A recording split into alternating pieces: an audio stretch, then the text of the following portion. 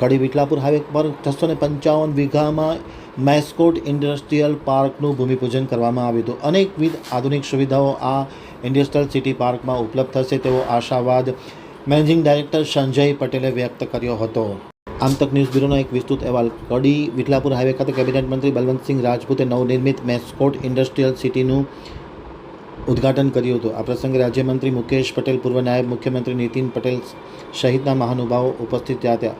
આધુનિક technology, research અને vision સાથે મેસ્કોટ ઇન્ડસ્ટ્રીયલ પાર્ક વિકસાવવામાં આવ્યું છે. આશરે 655 વીઘામાં ફેલાયેલ આ ઇન્ડસ્ટ્રીયલ સિટીમાં shopping mall, food court, hotel, fuel સ્ટેશનનું નિર્માણ કરવામાં આવ્યું છે.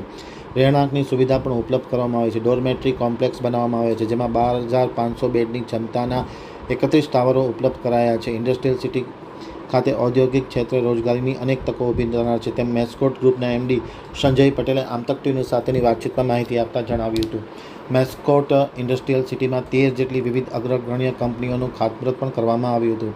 અનેક લોકો ઉપસ્થિત રહી અને સંજય પટેલને ખૂબ ખૂબ શુભકામના પાઠવી હતી. મહેસાણાના સાંસદ હરિભાઈ પટેલ, પૂર્વ ગૃહ રાજ્યમંત્રી અને પ્રદેશ મહામંત્રી રજનીભાઈ પટેલ પણ ખાસ ઉપસ્થિત રહી આ નવા સાહસ બદલ શુભકામના પાઠવી હતી.